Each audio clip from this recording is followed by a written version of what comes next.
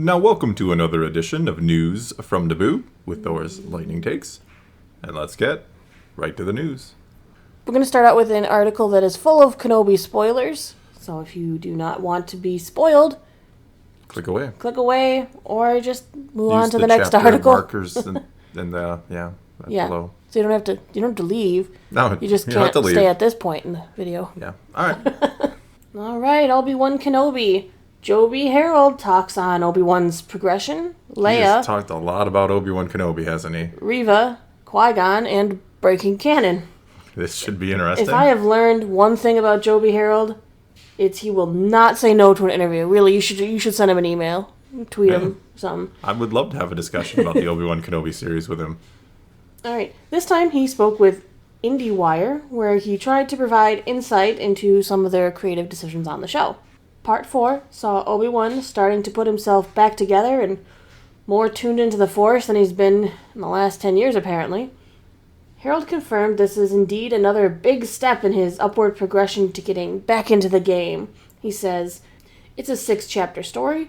We're getting to the point now where he's starting to need to find that part of himself again, where he hasn't had to explore it for so long. Hopefully character is pushing that decision and those choices in an interesting way. Because of all the pieces on the board and because of Leia, getting to see it and slow down so each part of that feels important and each bit of it feels like a moment. Each time he has to use the Force, each time he has to stand tall, each time he holds the lightsaber. Hopefully it's reinforcing character and his journey from the man we met at the beginning of the show in the cave to the man he will one day become." I guess so. I mean... I told you that episode was a training montage. Well, yeah, it basically kind of was. I mean, that was the little hallway. Everybody gets a hallway scene in Star Wars. Kenobi got his little hallway scene, and killed some stormtroopers, blocked some blaster bolts, did his little Clone Wars pose. Had a little bit of everything in there. Held back the ocean. No, I mean, at the start of the episode, it's kind of strange because he struggles to, move a little piece of metal, a little scrap metal or something, and then he's literally holding back the ocean at one point. So it's a pretty quick progression. I mean, I kind of do see it is kind of like riding a bike, which is why I don't find it all that like momentous that he's rediscovering that. Like, I don't think he's ever like lost the Force or back to practicing and communing with it. It's all coming back to him pretty quickly. Yeah, I mean, I've always seen the Force, and this is kind of my take and everything, so maybe you feel differently. I've always seen the Force as it flows through you. We hear that all the time in Star Wars. Let it flow through you. Let it kind of dictate your actions. Like Kenobi even says in A New Hope. It's you partially control it, but it's more about letting it kind of go through you. So I think it's more along the lines of just being able to open up the floodgates and let it go through you and let it kind of carry you along with it. That's always how I've seen the difference between the Jedi and the Sith. Is the Jedi go with that flow, whereas the Sith try to take that flow. They try to get all of, they use their emotions, they use their anger, and they take that flow and they try to shape it in the way they want to, they want the Force to go. That's always, again, personal opinion and kind of what I've taken from Lucas, how I see how the Force works. So to me, it's not like learning how to use the Force again, as much as it is just opening yourself up to it, letting it flow through you, letting it guide you. So I don't know. I didn't find it like. I'm not trying to tear apart the show. I know everybody think, oh, you hate the show, you're just trying to bat. No, I didn't find it that momentous. Like, of course he's gonna know how to like use the Force again. Like, I don't know. Maybe I'm kind of missing what he says here, but he makes it sound like this is this epic moment where he re-embraces the Force. Like, yeah, he does, but like, I didn't think it would be that difficult for him to do. Harold was asked about the decision about bringing Leia into Obi-Wan Kenobi. Leia was always part of the conversation, I believe, right from the beginning. What would be important enough to have Obi-Wan leave Luke? I can't think of anything beyond her. I think that conversation had begun a long time ago, and rightly so, because she and Luke have equal importance within the bigger conversation. Why not bring that conversation right up front into the show and challenge Obi-Wan with that reality? She's important. She's as important, so that makes it quite dramatic and interesting as a call to action. Yeah, I discussed this in a video on the other channel yesterday. Like, the biggest problem with bringing Leia in is there's no is we know where this story goes for these two, and it's nowhere. We see A New Hope, and Leia sends this very formal message. Years ago you served my father in the Clone Wars, General Kenobi. Like, it's this really strange formal message considering they know each other. And I know people make the argument, well, she's trying to be a senator and she's trying That's not what we're talking about here. Well, yes, but it is what we're talking about. No, we're talking about the decision to bring her into the show. Yes, that is the problem with the decision to bring her into the show, is it doesn't make sense with what we know later on. Like, we get aboard the Death Star with the Death Star escape, and like, oh, you're here with Ben Kenobi, where is he? And then it's like, I don't care about that anymore. And people are always like, well, that's kind of proof that they knew each other. To me, that's just proof that she's like, oh, thank God he got my message. You have the Death Star plans. All right. And then it's, they're trying to escape. And never once is she like, hey, can we try to get Ben too? Because he's my old friend from 10 years ago who saved my life twice. And, I'm going to name my child after him. But nah, we'll just let him die on the Death Star. I don't really care if he gets off of here. That's the problem with bringing Leia in. It's not that I think the story itself is bad between the two of them. It's we know how that story has to end, and it doesn't make sense with what we're seeing. That's the problem. Like I've said before, I've actually enjoyed the interactions between young Leia and Obi-Wan. I mean, I know some people aren't enjoying young Leia. They don't think the actress is doing a great job, and that's personal opinion, and that's fine if you don't, feel that way. But I thought she's been doing fine, young Leia, and I think, agree. again, I think the interactions between the two actors are great, but they just don't make sense long term. Another key character in Obi-Wan Kenobi is Moses Ingram's Reva. Reva's a character that had existed when I came onto the project, and she seemed so interesting because she was offering something different and a new perspective. Again, I worked with Deborah a lot on that and finding who she could be in part of Obi-Wan's journey, where she could push him, what kind of an antagonist to push into places where he wouldn't otherwise go. Deb had strong instincts there, so I just tried to facilitate that character as she developed into what Moses did with her, which I think is quite extraordinary. How is she pushing him? Does he explain what No. ways he thinks Obi-Wan is being pushed? Not at all.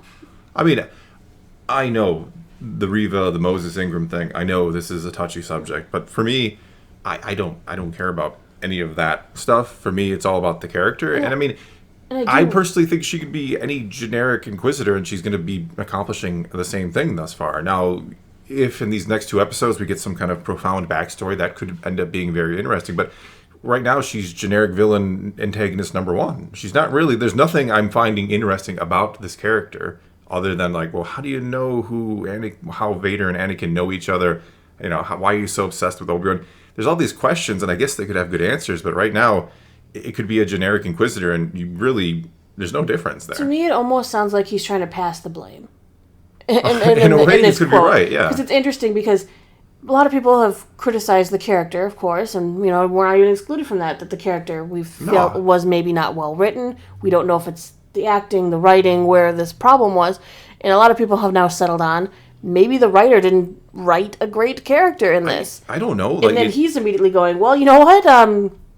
Reva existed. She wasn't my idea. She existed before I came onto the project, and I work with Deb a lot on finding. It's like, okay, so you're saying somebody else wrote the character, you were forced into keeping it, I guess, and you made Deborah Chow do a lot of the work for it. I guess. So he's like, not my fault. It's so. I mean, the problem with this whole thing is, like, I understand there's been pushback to her, so there's that part of, there's those who just want to defend her just for that sake, but I don't, like I said, I don't care about all that. I just want to look at the story. I want to look at the character in the story and determine if the character is interesting. If we can critique the actress's performance as well. That's fine. That's part of being in the business, if you will. And I see things online. Like I just saw an article today. Like Reva is the greatest Star Wars villain in years, and it's like, well, why? I mean, what is really captivating you about? And I'm genuinely curious. I'm not trying to be an ass about it. I'm like, well, what is it that you find very interesting about her? I want to know. And I mean, I know some will make the joke, well, that's not really a high bar to cross, being the best Star Wars villain in years, because who is she competing with? But my point is, like, it's such a strange thing, because you have the fans who are critiquing her, and they're trying so desperately to be like, no, I have a problem with the character, and then you have the other side. It's like, no, you must love this character, and these are the reasons why I do, even though I don't really have particularly great reasons other than I don't want to see her criticized. It's such a crazy thing. I just wish we could just set everything else aside and look at the character and look at the story instead of always bringing in these external factors. Can't we just look at Star Wars and analyze it and have fun with it? It's just these kind of things just suck all the fun out of it. Because for me, it's not about, being mean or hateful. It's about looking at the story and discussing it and analyzing it. That's why I do what I do. I'm not trying to be nitpicky. I like to get in there and look at the details and try to figure these things out. And it's an interesting question, though. Who do you think is the most... the best villain? The best villain in the Disney era? Moff Gideon, probably, off the top of my head. Really? I like Krennic a lot. Krennic is good. Krennic's fine. I think Giancarlo Esposito, he's one of the... I talked about it in that video yesterday. Like, there's just something about certain actors that they just can portray a good villain. I think we've talked about it before, too. It's just a unique, uncanny ability, and I believe that guy. I know that's terrible to say that I believe he could be an evil person, but, he just has that... He has that... I don't know what the word is even. He just has it. All right, I've got 2 segments left of this article before we can move on. This should have been a weekend ramble at this rate. I'm just going on and on. Anyway, I'm sorry, everybody. Hopefully you're still listening. So Harold then talks on the 2 scenes we've seen so far with Obi-Wan reaching out to Qui-Gon. According to Harold, the intention behind that was to show how much he's isolated from the world at the beginning of Obi-Wan Kenobi. He says, "In the beginning of the show, I just wanted to be able to see him reaching out. I just felt like if he was reaching out into the ether in those moments, it would help punctuate how alone he felt. That was really the priority, just to feel Obi-Wan's isolation." No, I think focusing on Obi-Wan's isolation is how the story should have started. Absolutely. Get that sense that, here's the guy who's been in the desert for 10 years watching over a kid and, just giving up everything else. He knows the galaxy is suffering.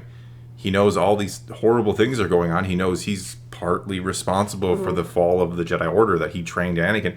I mean, yeah, I think that's what the show should have focused more on Obi-Wan's kind of actual feelings and the guilt and the regret and all those things. I think it's kind of just very much assumed instead of shown in the series so far that of course Obi-Wan would be broken. Instead of let's get back in there and figure out why he's broken. Let's get some Clone Wars flashbacks.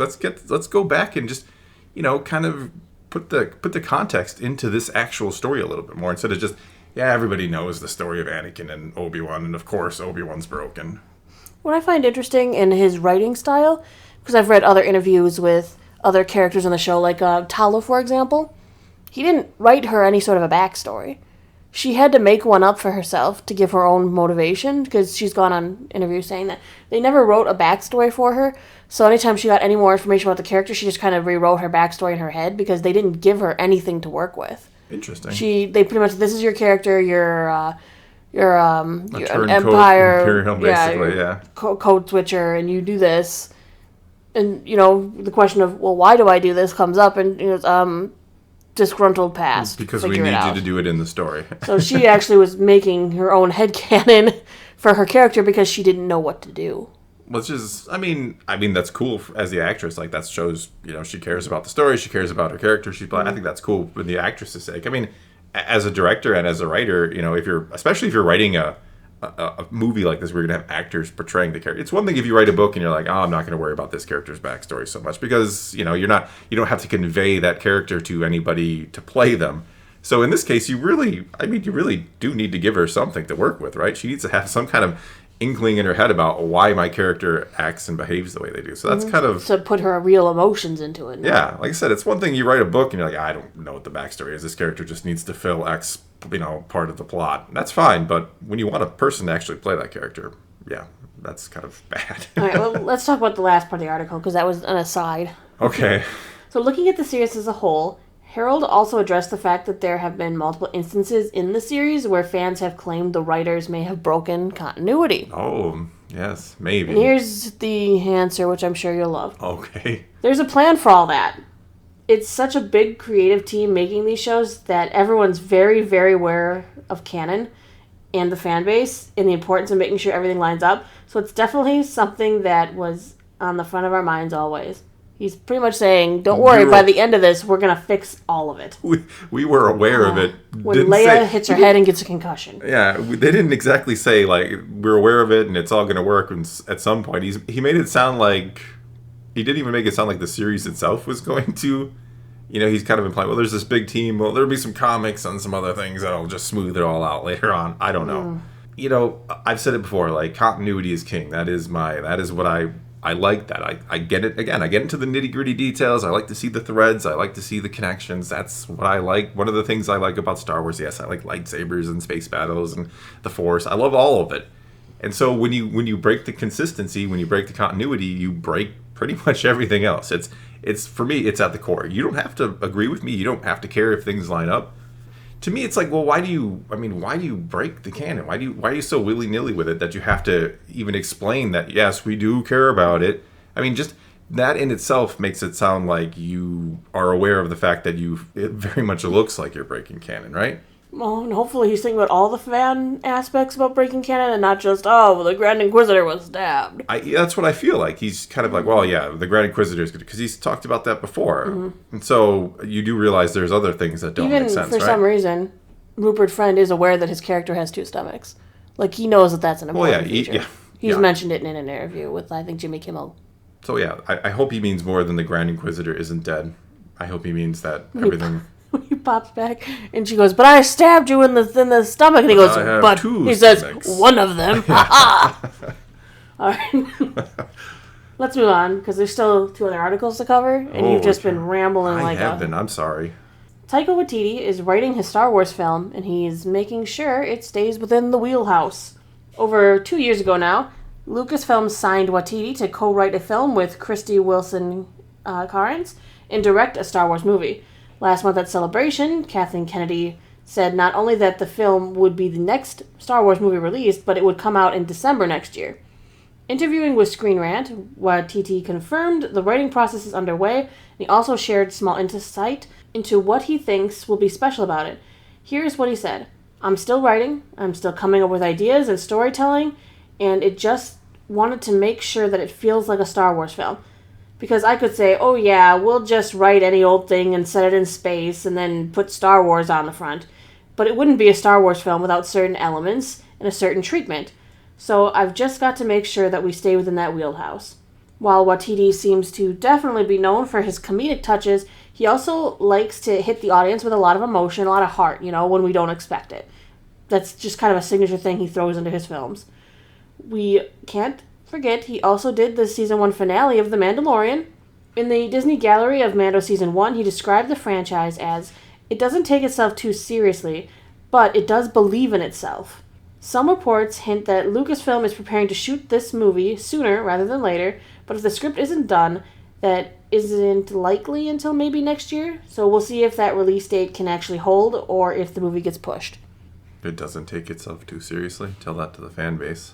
The fan base takes it very seriously. Yeah. And that needs to, I think, be reflected in the work. Whether those who make Star Wars and own Star Wars want to believe it or not, I think you do have to take that into heavy consideration. I think that's a lesson if they haven't learned by now, I guess they'll never learn. But going to what he's actually saying here, I mean, I agree with him. Just putting something... we've talked about that before. We've talked about it a lot. What makes Star Wars Star Wars? Is it just because you have lightsabers in it? Is it just because it's in the Star Wars galaxy? There's something unique. There's something just in the story itself that just makes it feel like Star Wars, I think. And hopefully he can nail that. But my problem is, and maybe I'll talk more about this in a video on my channel, but part of the problem is, he's still working on this story. He still talks about how he has to come up with this story. How are we hiring people to write Star Wars stories when they don't even have ideas? He's not saying he doesn't have an idea. He says he's coming up with more ideas. You should have the idea. He might have the rough draft, but he's hammering it all out. Sure, but he got hired 2 years ago, I believe, at this point. Well, they hired him when he was working on 16 other projects. There is what I'm getting to. There's the heart of the problem. And even Kennedy has talked about they need to hire people who can devote X amount of years or whatever to a project. Well, he's devoted 2 years already.